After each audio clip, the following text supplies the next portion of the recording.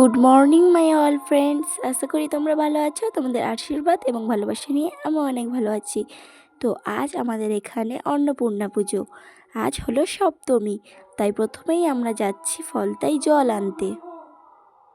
এ দেখো, আমরা সবাই মিলে ফলতায় জল আনতে যাচ্ছি, আর বড়দাদা এখানে গান করছে, বক্স মাইকে গান চলছে।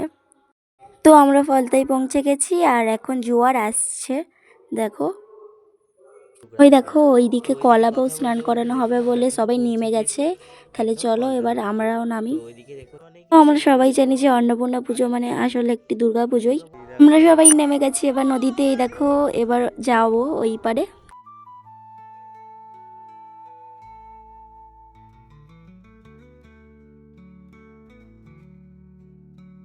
এদিকে কিন্তু 16 আনা দিয়ে, আর এদিকে ফার্স্টে গঙ্গা মাকে 16 আনা দিয়ে মাথায় জল ছিটিয়ে নিয়েছি সবাই।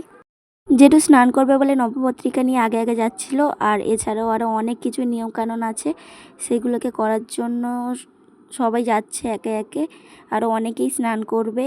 এরপরে আরও অনেক কিছু নিয়ম আছে, যেমন গঙ্গা মাকে নিমন্ত্রণ করা, নবপত্রিকাকে বরণ করা।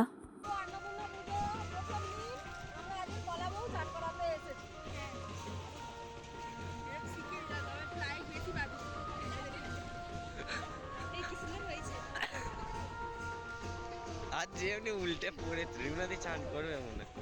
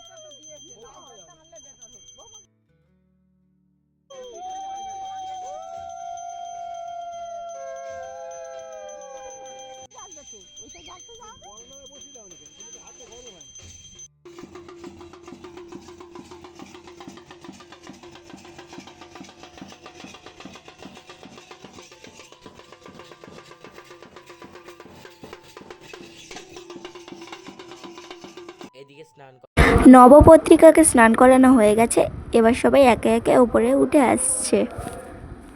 উঠে আসার পর সবাই পা ধুয়ে এসেছিল একটা পুকুর থেকে, আর তারপর এখানে সবাইকে মিষ্টি মুখ করানো হচ্ছিল, মিষ্টি দেওয়া হচ্ছিল। দেখো, এখানে মিষ্টি দেওয়া হচ্ছে সবাইকে। তারপরে এদিকে বাড়ির পথে বেরিয়ে পড়লাম।